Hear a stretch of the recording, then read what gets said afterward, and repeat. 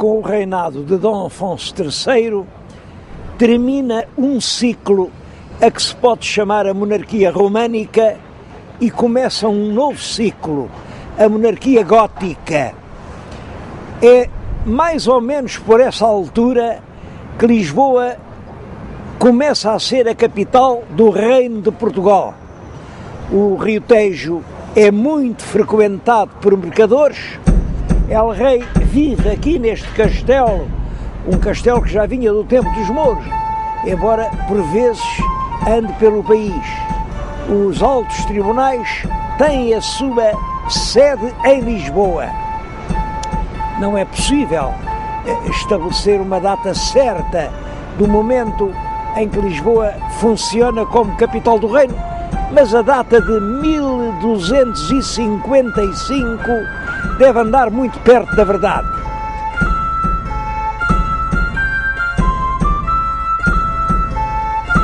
Ao rei Dom Afonso III sucede no trono o filho primogênito, que é o Dom Dinis. Devo dizer-lhes que não foi uma sucessão pacífica, porque Dom Dinis, quando nasceu, o pai estava casado já com a mãe de Dom Dinis, a rainha Dona Beatriz, mas ainda era viva a primeira esposa, a tal Condessa de Bolonha. Portanto, em bom rigor, o Dom Dinis não era filho legítimo, porque o casamento ainda não tinha sido legitimado. Foi por isso que os irmãos fizeram uma guerra, é a Guerra de Porto Alegre. A região de Porto Alegre e o castelo de Porto Alegre estão ligados a essa guerra.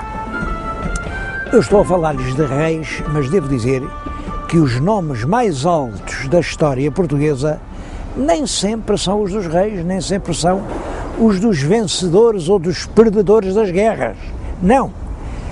Nesta altura há dois nomes que deram uma repercussão universal e dos quais eu não posso deixar de falar. Primeiro é Santo António de Lisboa. Foi aqui que nasceu Santo António do ano de 1195. Estudou aqui, estudou em São Vicente de Fora, depois foi continuar os estudos em Santa Cruz de Coimbra, chegou a ser cônego do convento dos Agostinhos de Santa Cruz, mas em 1220, quando tinha 25 anos, ele assistiu a um episódio muito dramático. Passaram por Coimbra 5 frades franciscanos que iam a caminho de Marrocos para convencerem o norte da África de que o verdadeiro caminho para Deus não é o que passa pelo Corão, mas é o que segue pelo Evangelho.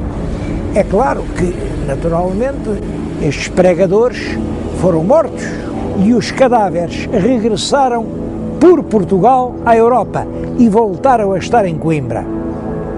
Santo António viveu esse drama e resolveu ele próprio ir pregar para Marrocos. Sabe-se que passou lá um inverno sempre gravemente doente e então resolve voltar a Portugal.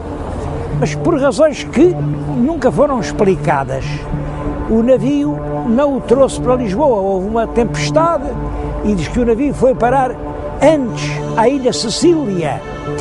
Nessa altura havia um nome célebre, São Francisco de Assis. Era um italiano que estava a empolgar todos os crentes da Itália. Santo António conhece pessoalmente São Francisco, é nomeado pregador e professor de teologia dos franciscanos e rapidamente ocupa dentro da ordem uma posição incomparável. Todo o norte da Itália lhe é entregue. A luta contra as heresias dos albigenses é ele quem a trava, com discursos que inflamam milhares e milhares de crentes. Bom, ele morre praticamente no púlpito, esgotado na Semana Santa de 1231. Passados 10 meses apenas, foi canonizado.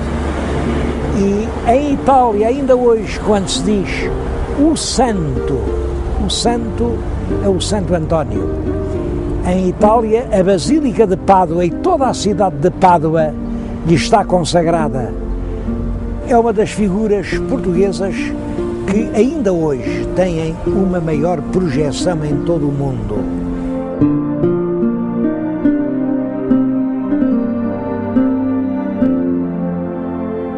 Uma outra grande figura de português do século XIII é Pedro Spano.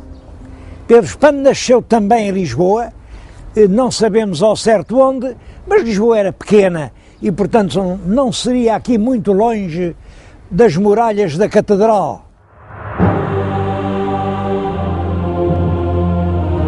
Ele era filho de um médico de Lisboa e veio a ensinar medicina e lógica em várias universidades da Europa. Adquiriu com isso um prestígio tão grande que veio a ser eleito Papa no ano de 1277. É o Papa João XXI. Como lógico, deixou uma obra que durou séculos. Quando eu era estudante liceal, nós ainda aprendíamos os silogismos. Os professores obrigavam-nos a aprender uma cantilena para nós sabermos quais eram os modos válidos do silogismo. Eu ainda me lembro dela: Bárbara, celarende, dari, ferio, cesares, camestres, festino, barroco. As vogais de cada uma destas palavras indicavam os modos válidos. É claro que esta cantilena é apenas uma mnemónica. Mnemónica quer dizer um artifício para as pessoas se lembrarem. Mas quando um artifício inventado por um professor é aprendido pelos estudantes 700 anos depois de ele ter vivido, é porque era realmente um grande professor.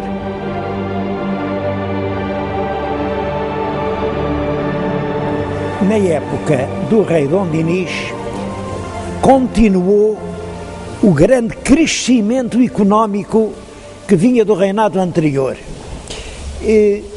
Os dois reinados juntos, Dom Afonso III e Dom Dinis, prefazem 77 anos e pode realmente dizer-se que durante esse longo período Portugal nunca deixou de crescer. Eu estou a dizer-vos isto aqui num ambiente bem dionisino.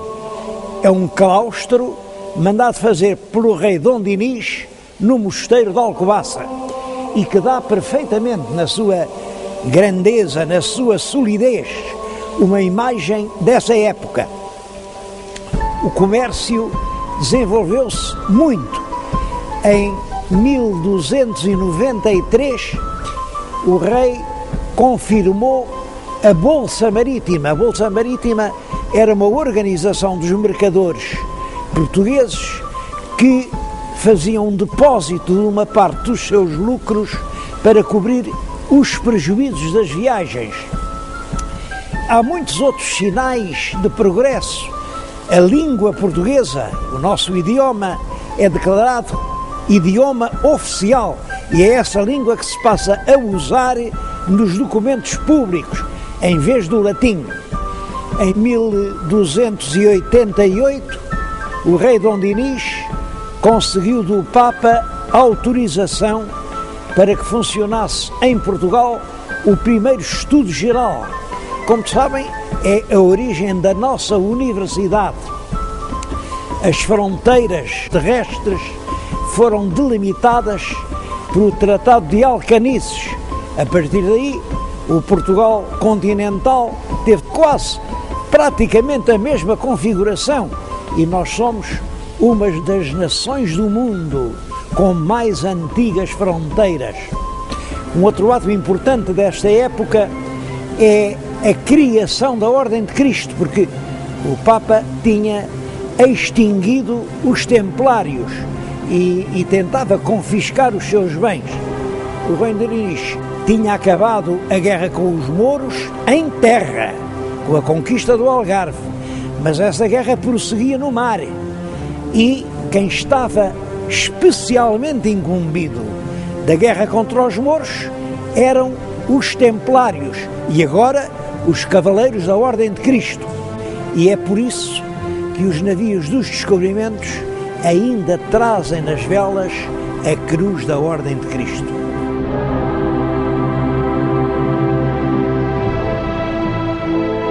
É muito considerável a obra de fomento interno feita durante a época do rei Dom Dinis. Ele fundou vilas novas, instituiu feiras, mandou enxugar pântanos, construiu mosteiros e fortalezas. É impressionante a lista de obras que consta na crónica de Dom Dinis do Rui de Pina. Ele construiu Serpa, e Moura, e Olivença, e Campo Maior, Monforte, Arronches, Porto Alegre, Marvão, Castelo de Vide, e Borba, Vila Viçosa, Arraiolos, Balandrelau, Monsaraz e a Jurumanha, e fez a Torre da Beja, e na Beira ainda fez Avô e o Sabugal e Castelo Rodrigo. Eu só não continuo a lista até ao fim, porque não posso preencher este tempo só com o reinado de Dom Dinis. Mas é, na verdade, uma obra muito notável. É claro que esse enorme número de obras da iniciativa real, e portanto pagas pelo erário real, significa um grande aumento de riqueza. É que tinha aumentado muito o número das feiras, só até ao fim do século XIII há 30 feiras novas em Portugal, aumenta a moeda circulante, a extensão dos campos arroteados quase duplica e com isso cresce a produção do azeite e do vinho, e que depois vêm os mercadores ambulantes, compram nas feiras locais e vão vender no Mediterrâneo, vão vender no Norte da África, vão vender nas Flandres e, com tudo isso, as alfândegas têm grandes rendimentos.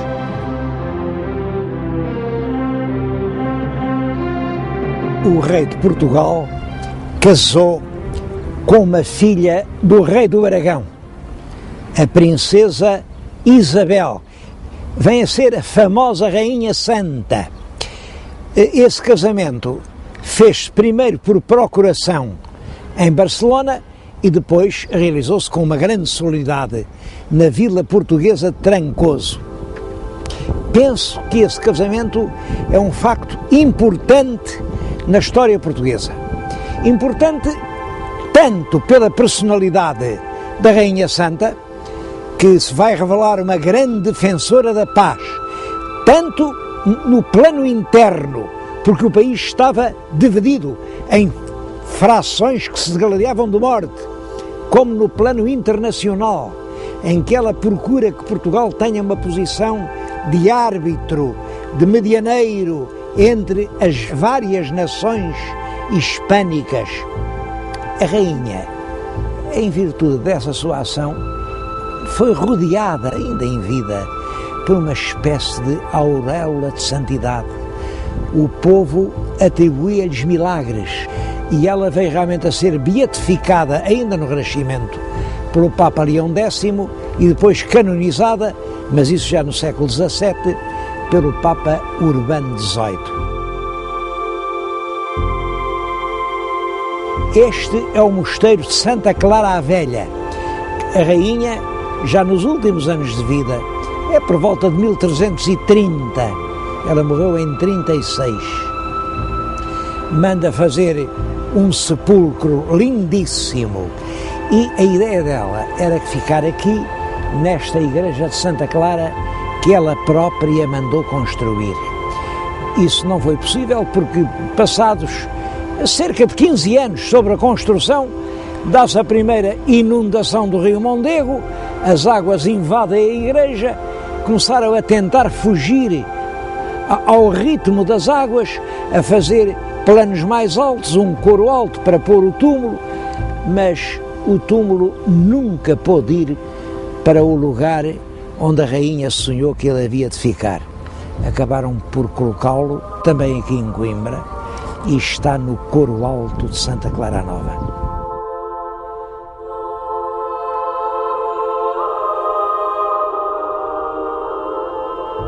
O reinado de Dom Dinis termina tragicamente.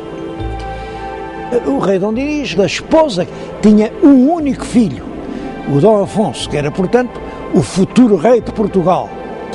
Mas fora do casamento tinha vários filhos bastardos e tinha uma grande predileção por um deles, que era realmente um homem de grandes qualidades, que era o Dom Afonso Sanches. Uma predileção tão grande que chegou a pegar nesse filho bastardo e a nomeá-lo mordomo-mor do reino.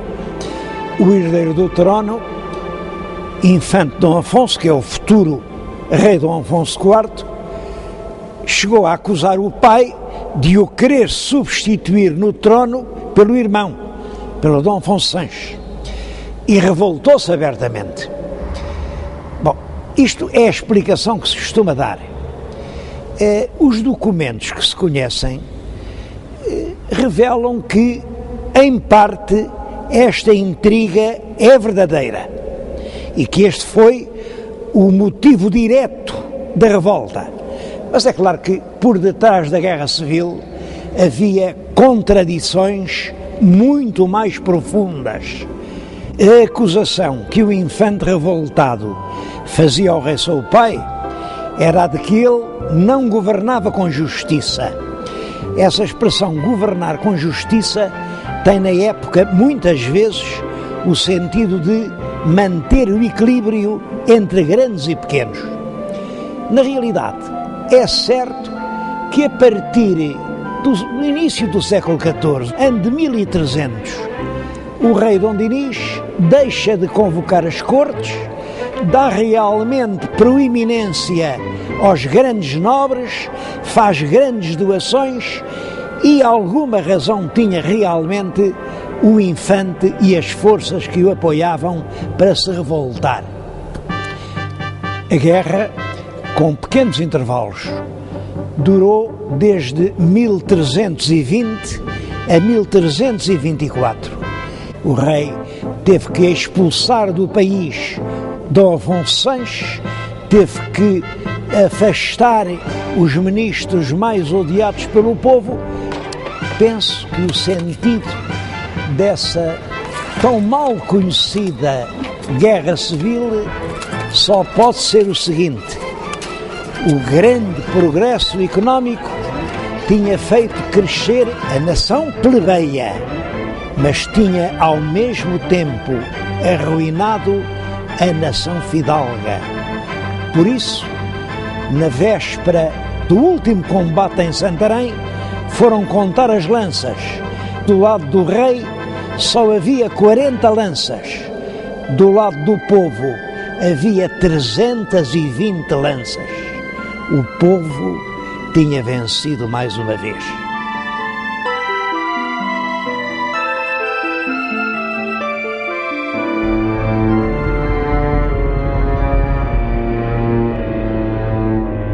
O século XIV foi um mau século para toda a Europa ocidental e Portugal não fez exceção. É realmente o século da fome, da peste e da guerra.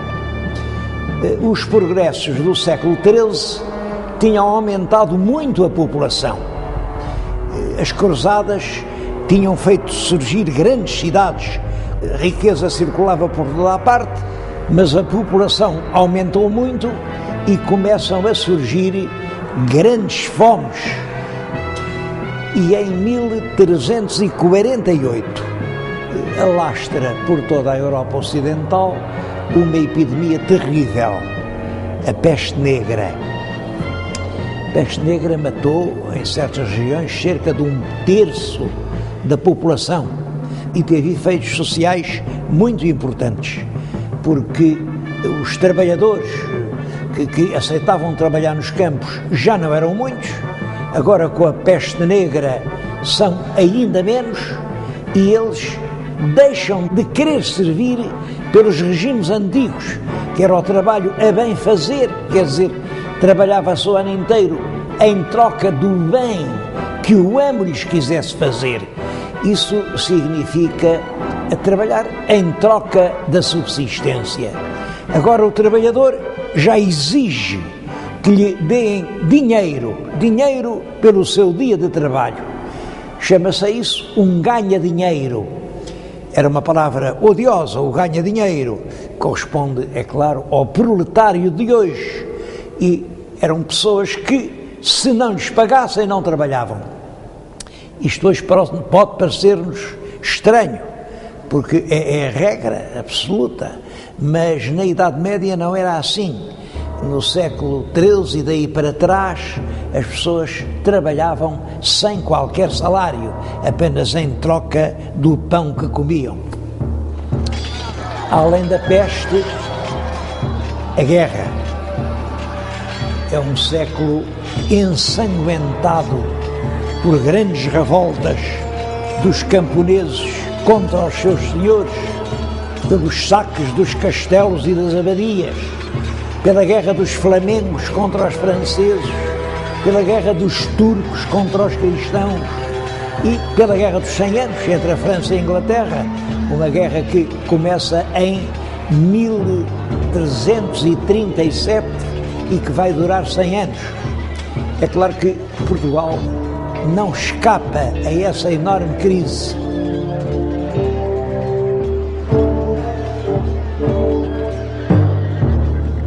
O novo rei, Dom Afonso IV, começou a reinar em 1325. Os dois acontecimentos mais célebres do reinado são a morte de Dona Inês de Castro e são a Batalha do Salado. A Batalha do Salado é uma batalha travada no sul de Espanha, perto da cidade de Tarifa, contra os exércitos coligados do rei de Marrocos com o rei de Granada, que fizeram um último esforço para reconquistar para o Islão a Península Hispânica. Nessa batalha, os mouros foram completamente vencidos pelos reis também coligados de Castela e de Portugal. O rei de Castela é Afonso XI, o rei de Portugal é Afonso IV. E eu estou a falar-lhes nisto aqui perante o túmulo de um dos combatentes do Salado, Lopo Fernandes Pacheco, que foi um fiel conselheiro de Afonso IV e que o acompanhou na tal famosa batalha.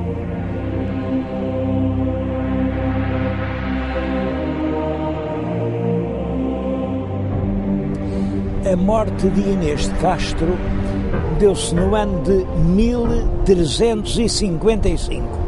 Esse é um dos episódios mais famosos de toda a história de Portugal. E é possível que essa celebridade se deva a dois factos. O primeiro é a atenção que Camões lhe consagrou nos Lusíadas. O segundo é aos grandes túmulos que o rei Dom Pedro mandou construir. Muitos se lembrarão ainda daquela estrofe célebre: estavas, linda Inês, posta em sossego, de teus anos colhendo o doce fruto, naquele engano d'alma, ledo e cego, que a fortuna não deixa durar muito. A verdade é sempre diferente da lenda e, neste caso, a verdade é a seguinte: o infante herdeiro do trono, que era Dom Pedro, vivia já há anos maritalmente com uma dama da alta nobreza galega, Dona Inês de Castro, e já tinha 3 filhos dela. É até possível que já estivesse casado com ela. Entretanto, em Castela, rebenta uma grande revolta contra o rei, a quem eles chamaram Pedro Cruel, e para o substituir, vêm convidar o nosso infante Dom Pedro, o herdeiro da coroa portuguesa. É claro que isso levaria o infante a meter-se numa guerra que não tinha nada a ver connosco. Mas naturalmente que a companheira do infante, a dona Inês de Castro, via nesse convite uma grande honra. Por esse caminho ela chegava a ser rainha de Castela e, portanto, certamente ela aconselhava o companheiro a aceitar o convite. Isto que eu estou a dizer não é uma pura hipótese, é isto que se retira dos documentos que nós conhecemos. O rei Dom Afonso IV não concordava com uma intervenção portuguesa numa guerra com a qual nós nada tínhamos que ver. E ele não queria que o infante se metesse na guerra dos espanhóis. É por isso que ele manda executar Inês de Castro, a conselheira do infante. Como calculam, o infante Dom Pedro não se resignou a perder assim a mulher da sua vida, a mãe dos seus filhos. Revoltou-se, o país entrou numa onda de violência, até que Dom Pedro sucede no trono ao pai, declara solenemente que Inês era a sua esposa, que os filhos do casamento eram filhos legítimos e mandou lavrar os mais belos túmulos que até hoje se fizeram em Portugal. No interior do mosteiro de Alcobaça está Inês em frente de Pedro. Os anjos sustêm-lhes as cabeças e parece que eles aguardam a hora em que vão soar as trombetas do juízo final. Quando isso acontecer, os mortos vão ressurgir dos seus túmulos. Eles vão abrir os olhos. Inês vê em frente de si Pedro. E Pedro, a primeira palavra que vai dizer é Inês. Num dos túmulos há uma legenda que diz: até ao fim do mundo. Eu acho que esta é uma das mais bonitas lendas de amor de toda a história da Europa. E eu não entendo bem como é possível que hoje todo o mundo se comova diante dos túmulos de Romeu e Julieta, que nunca existiram, senão na imaginação de um genial poeta inglês, e permaneça tão impassível perante estes túmulos verdadeiros de uma das mais dilacerantes histórias de amor que jamais no mundo se contou.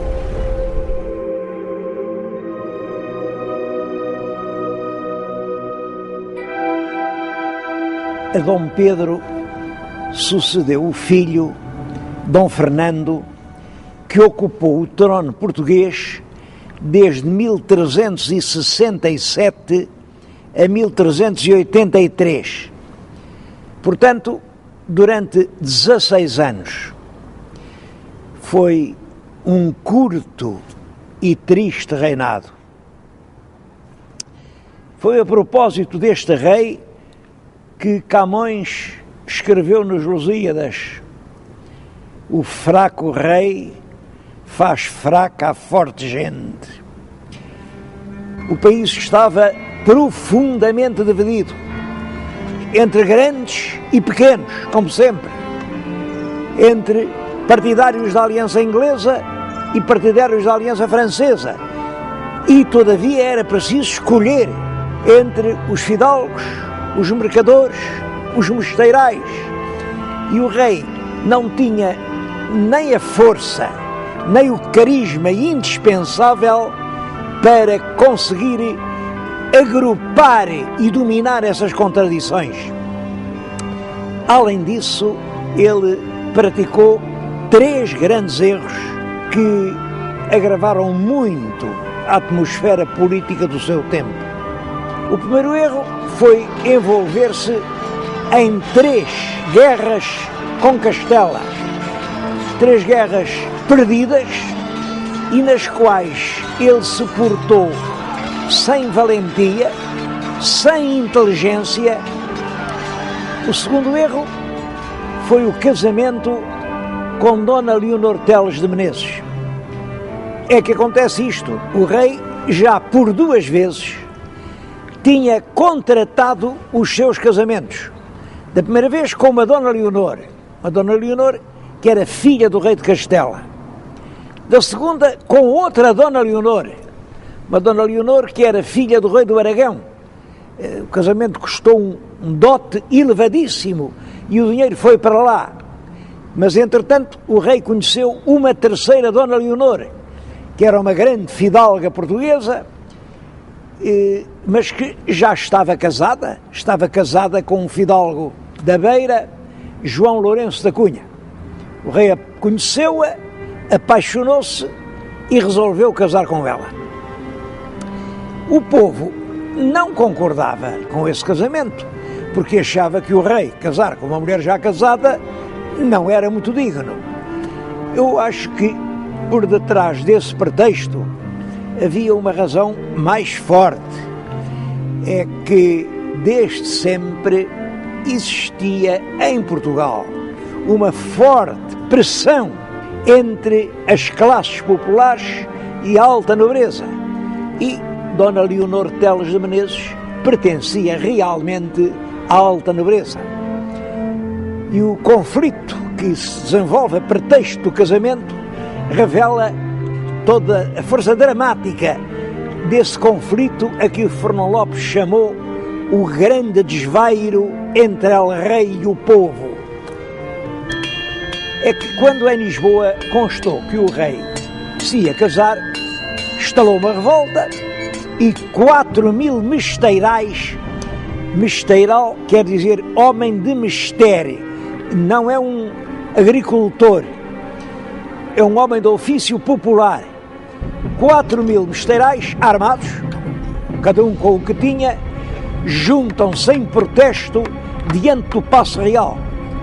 O rei manda-se informar e finge que está disposto a ouvir as queixas do povo, mas manda-lhes dizer: vocês amanhã, pela tarde, juntam-se todos no adro da igreja do convento de São Domingos e eu vou lá ouvir o que é que vocês têm para me dizer.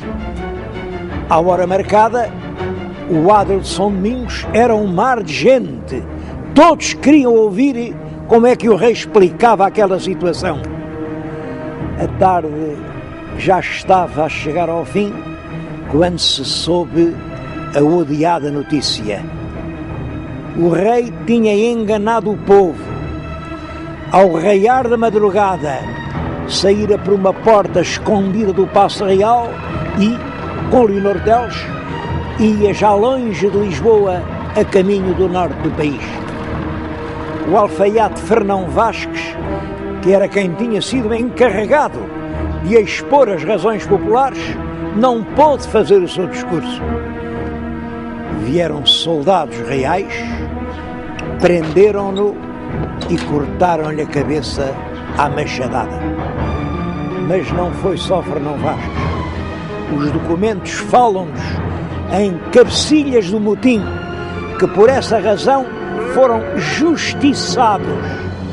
Os documentos dizem só justiçados, mas nós todos sabemos qual era a justiça que se fazia no caso de revolta contra o rei.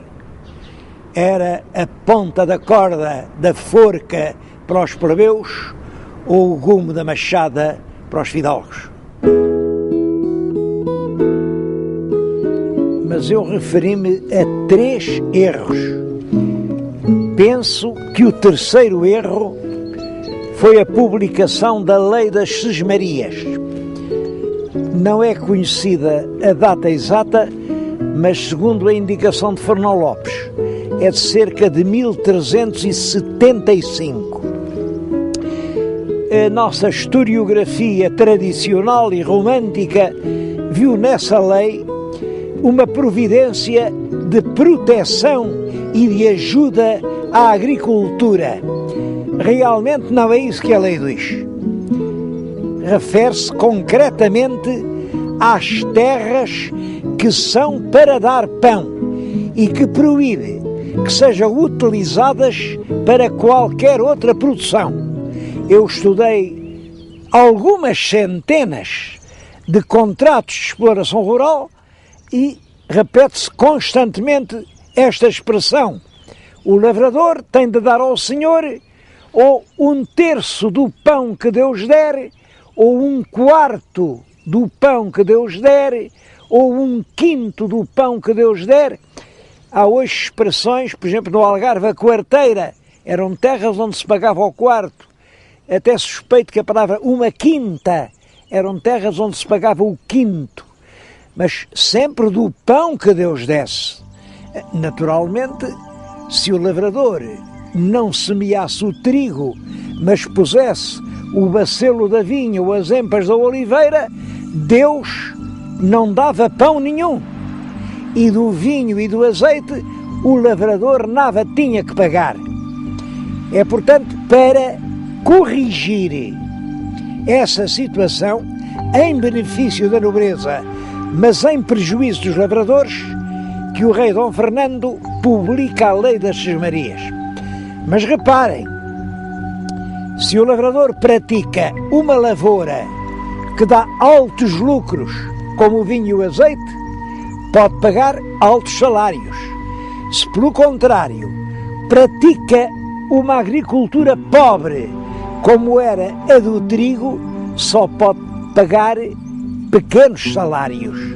Por isso, a segunda parte da lei das sesmarias é constituída por uma série de medidas de trabalho obrigatório. Os homens não podem abandonar os campos. Os filhos dos cavadores têm de continuar a ser cavadores. É proibido irem para a cidade, porque é necessário garantir mão de obra para a lavoura do cereal. Mais do que isso, nem sequer podem fixar livremente o preço do seu trabalho, porque são os grêmios dos lavradores, os homens bons das vilas, quem estabelece os preços pelos quais os homens do campo têm de trabalhar. Isto é, cai-se numa nova servidão. Compreende-se perfeitamente que uma lei deste género provoque uma forte reação social por parte dos homens que trabalhavam a terra.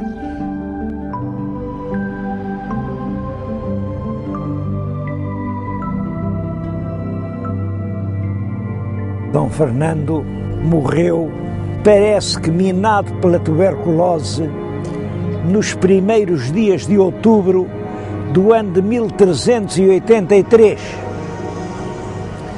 Morreu o rei e o que é que vai acontecer agora? Bom, o rei deixou uma filha legítima. Era uma menina, tinha 11 anos de idade, Dona Beatriz. Mas como é que uma menina de 11 anos ia reinar sobre um país dividido por forças contrárias, cheio de conflitos, um país com dificuldades por todos os lados? Como?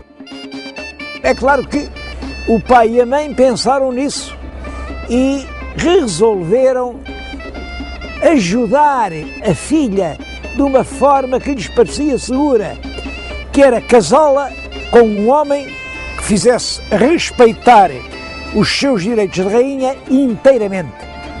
Esse homem era o rei Dom João I de Castela. Era viúvo, já tinha uma certa idade. É claro que a independência de Portugal corria algum perigo com o facto da jovem rainha portuguesa estar casada com o experiente rei de Castela. Mas os nossos diplomatas e os nossos políticos encontraram uma forma muito hábil. Foi negociar um tratado muito completo, muito penorizado, muito prudente, que eram os famosos trautos. Os trautos diziam isto: quem fica a reinar realmente em Portugal é a rainha viúva Dona Leonor Teles. Enquanto não tiver um filho varão com 14 anos de idade, esse filho varão deve ser sempre educado em Portugal, de maneira que saia um perfeito português. Quando o rapaz tiver 14 anos, a rainha cede-lhe o poder e, portanto, Portugal continua a ter um rei português. Era realmente um sistema engenhoso e esperto. Simplesmente o povo não acreditava lá muito nessas espertezas dos diplomatas. O povo pensava, que diabo, se o rei for castelhano, quem manda em Portugal são os castelhanos, o resto são histórias. E por isso, quando, passados 8 dias sobre a morte do rei, vieram fazer a aclamação da rainha, vinham os fidalgos à frente e diziam: Arraial, por Dona Beatriz, rainha de Portugal. E ninguém respondia: Arraial, por Dona Beatriz. Noutras cidades, os fidalgos bem se esforçavam, mas o povo rosnava: Arraial, quem cujo reino for levá-lo-á. Quer dizer, quem tiver direito ao trono é que vai ficar com ele. E houve mesmo cidades onde o povo respondia em plenas vozes: Arraial, por Dom João, rei de Portugal. Esse Dom João era o filho mais velho do Dom Pedro e da Dona Inês de Castro. Ele estava homiciado em Castela, porque aqui tinha morto uma mulher com quem estava casado, isso aqui é verdade, tinha morto em Coimbra a Maria de Teles e tinha fugido para Castela. Mas esse era o rei que o povo queria, era o jovem e vigoroso príncipe Dom João, filho de Dona Inês de Castro e do bom rei Dom Pedro. Claro que lá em Castela, logo que souberam que aqui o aclamavam, meteram-no na cadeia. O pobre rei Dom Fernando morreu. Morreu o rei, ficou a rainha Leonor Teles. Determinada, corajosa, mas quem a aconselha é o conde João Fernandes Andeiro. Ele é da Galiza. Deram-lhe aqui o título de Conde de Orém. Uma família portuguesa, os Menezes, achavam que o título de Conde de Orém devia ser lá na família. E bastou isso para uma grande parte da nobreza começar a odiar o novo Conde de Orém, a quem só chamavam, assim um pouco por desprezo, o Conde Andeiro. Conde Andeiro é fundamentalmente um diplomata. Conhece bem a Inglaterra, conhece bem a França e, sobretudo, está consciente da gravidade das soluções que ele tem de tomar. A Europa mergulhou na Guerra dos 100 Anos. Portugal tinha o seu comércio marítimo muito dependente da navegação no Mar do Norte. E quem manda no Mar do Norte são os navios da esquadra inglesa. Se, portanto, nós não tivermos o apoio inglês, não vamos exportar nem mais uma pipa de vinho, nem mais uma barrica de azeite, nem mais um fardo de pão. O Andeiro, primeiro, inclina-se para a aliança inglesa. E é daí que vem a nossa velha aliança com a Inglaterra.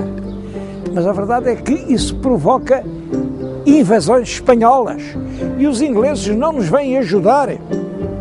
Por isso ele volta-se agora para Castela, tenta negociar acordos e alianças, mas naturalmente agora os burgueses não concordam.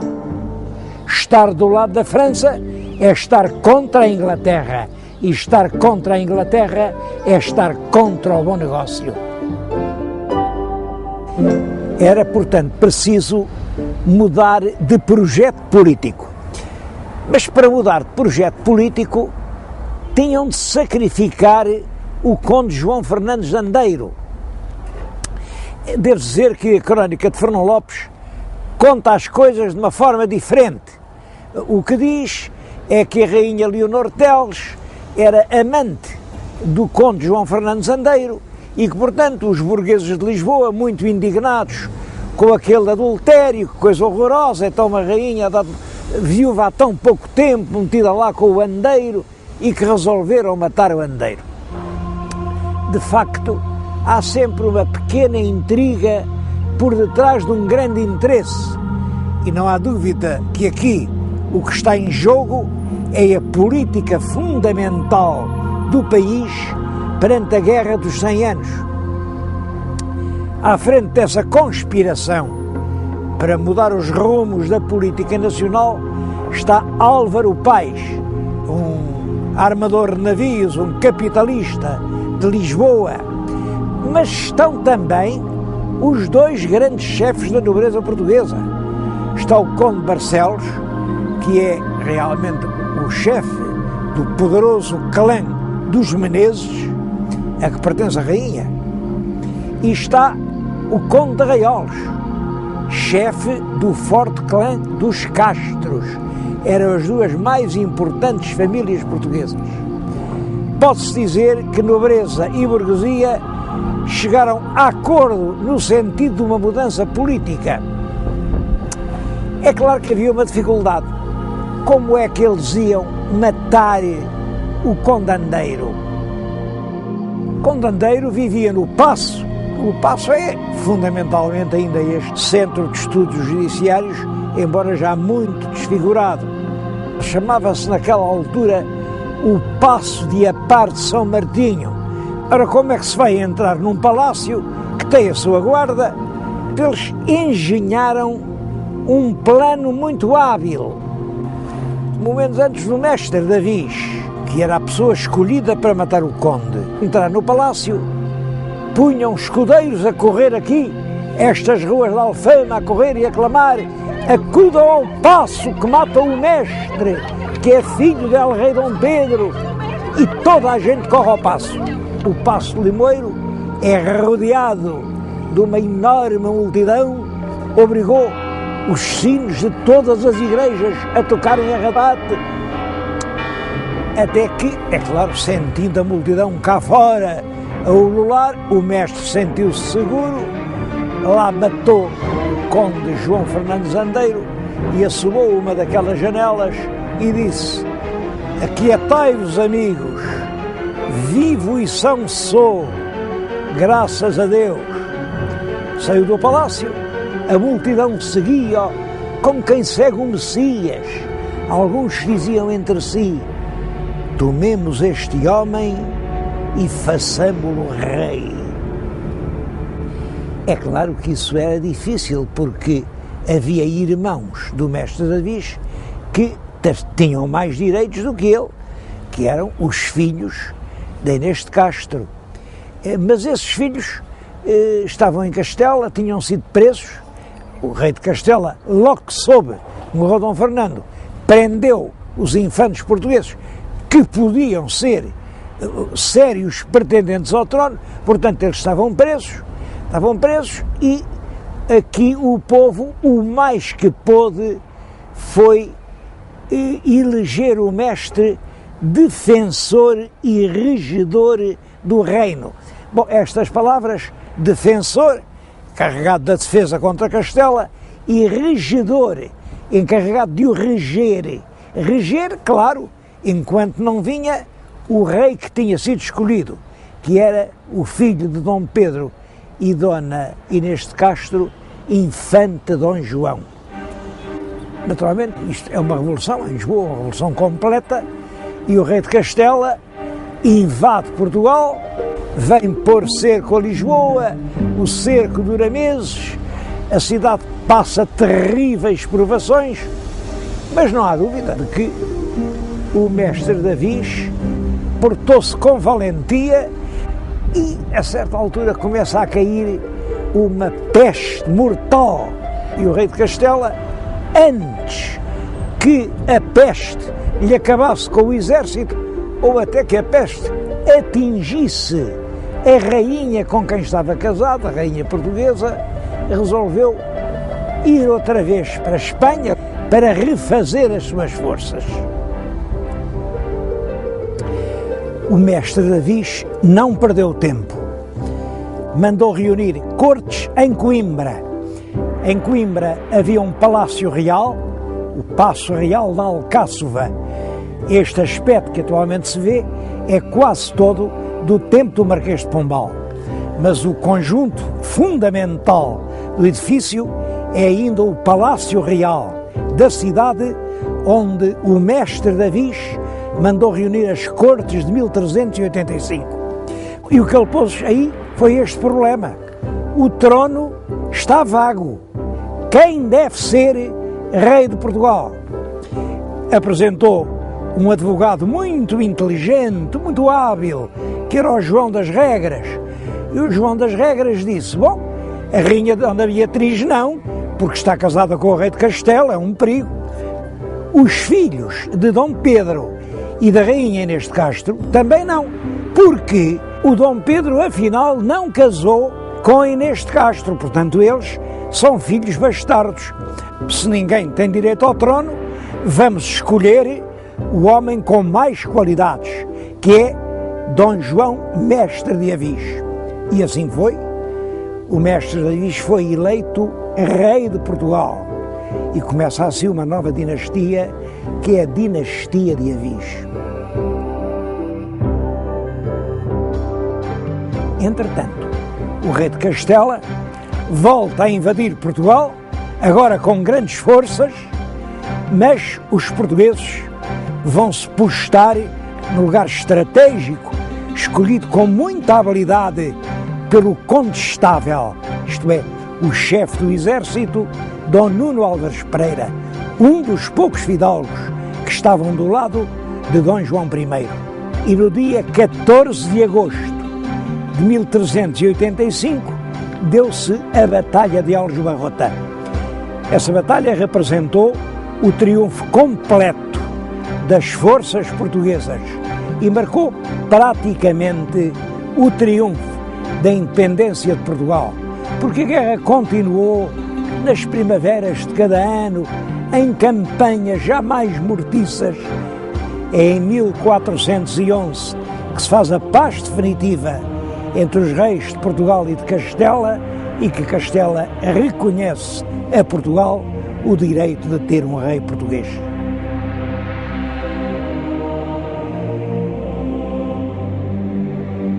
A Batalha Real de Aljubarrota teve consequências de grande importância para o destino político de Portugal.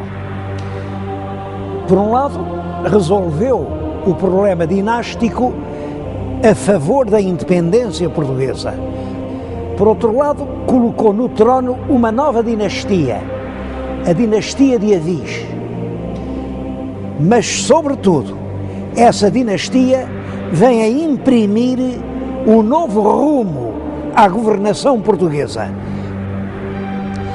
Para recordar para sempre essa vitória, o rei vencedor mandou construir, muito perto do lugar onde se deu a batalha, um grande monumento que ele consagrou a Santa Maria da Vitória. É um dos mais solenes e grandiosos monumentos portugueses. E El Rei Dom João I quis ter dentro dele a sua última morada. Para isso mandou construir a Mestre Huguet uma capela magnífica, grandiosa. É um dos mais extraordinários túmulos reais que existem na Europa. El Rei jaz no centro. No seu leito de morte, dá a mão à rainha. A rainha é Dona Filipa de Lencastre, da família real de Inglaterra, e a princesa que veio consolidar a aliança luso-britânica. Mas esta capela do fundador marcou para sempre a história com a lembrança dela, rei Dom João I, Dom João de boa memória, porque o próprio rei fez escrever nas lajes do seu túmulo os principais acontecimentos do seu reinado, que foi realmente um dos mais longos e mais gloriosos reinados da história de Portugal.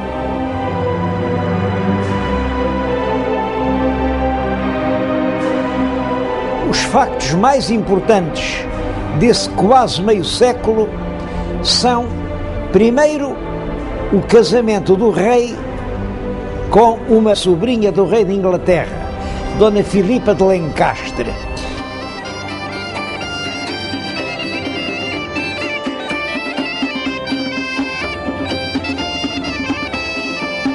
Esse casamento vem reforçar a aliança entre Portugal e Inglaterra, aliança que já tinha sido feita por el rei Dom Fernando, mas que ficou para sempre como uma das pedras angulares da política externa portuguesa. O segundo facto é a ruína da velha fidalguia de sangue, que foi em grande parte substituída por uma nobreza nova. Muitos eram aqueles valentes escudeiros que tinham estado ao lado do mestre Davis nas horas incertas de Aljubarrota.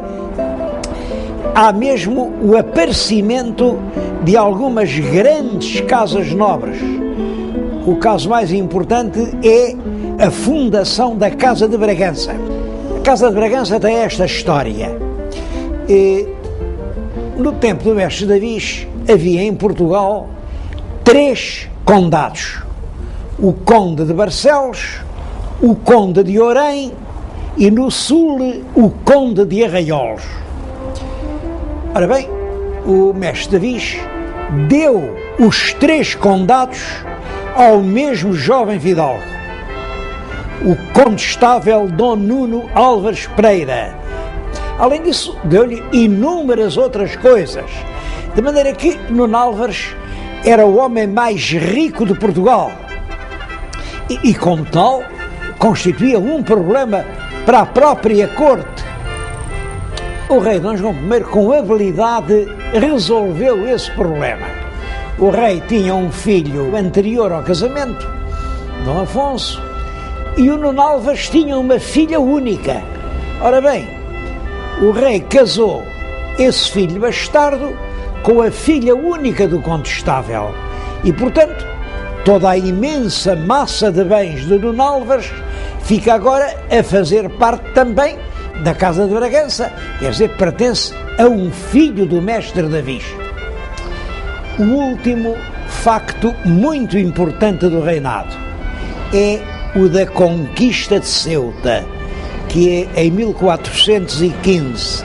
É a data que simbolicamente marca o início da expansão portuguesa. O tema das verdadeiras causas da expedição portuguesa a Ceuta é um dos temas mais polémicos da história do século XV. O que o rei Dom João I dizia era o seguinte: ele queria armar os filhos cavaleiros, porque os 3 filhos mais velhos, entretanto, tinham-se feito homens, mas devia, para isso, fazer uma grande festa.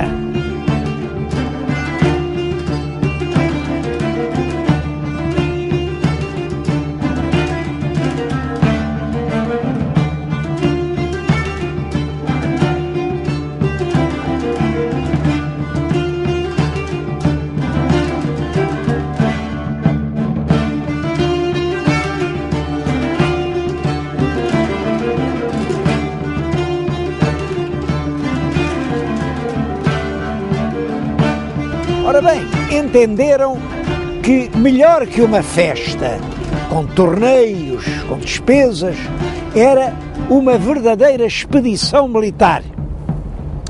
E que por isso, para substituir o torneio que se faria em Lisboa, se organizou a grande expedição militar de que resultou a conquista de Ceuta. Esta versão, que foi repetida durante séculos, foi depois posta em dúvida pelos historiadores modernos, que não acreditam nisso e que dizem que não, que as razões predominantes eram razões de ordem económica. Eu devo dizer que as razões dadas pelo rei estão perfeitamente de acordo com a mentalidade do tempo e com a mentalidade do próprio Dom João I. Ele era um filho bastardo que se tinha apoderado de uma coroa de uma forma não muito regular e que tinha, portanto, um problema de prestígio. Devo dizer que ele ganhou essa batalha do prestígio e chegou a ser um dos monarcas mais prestigiosos da Europa do seu tempo. O que é certo é que no verão do ano de 1415 saiu de Lisboa uma grande armada, cerca de 200 navios. O Porto também deu uma contribuição importante.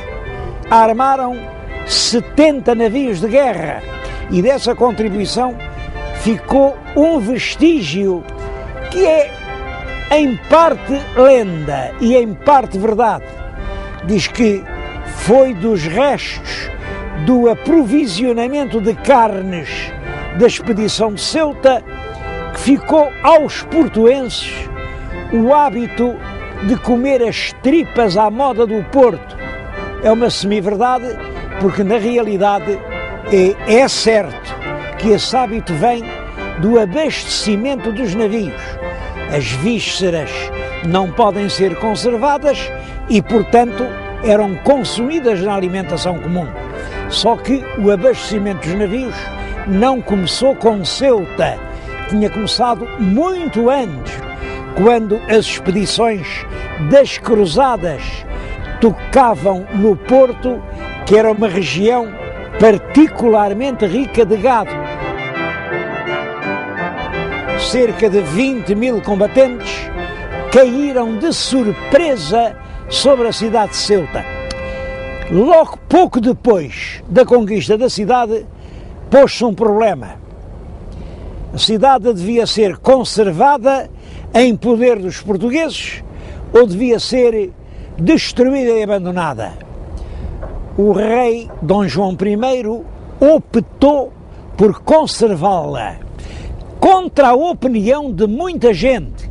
Por exemplo, o infante Dom Pedro dizia que aquilo era uma espécie de trocar uma boa capa por um mau capelo, porque era um grande servadouro de homens, de armas e de dinheiro, e ele tinha razão. A verdade é que Ceuta ficou isolada por todos os lados, tinha que ser abastecida de tudo e, portanto, a única forma de evitar essa situação era conquistar outras terras que pudessem amparar Ceuta. O próprio rei Dom João I, à hora da morte, fez aos filhos um apelo dramático, que voltassem a passar a África para conquistar a cidade de Arzila.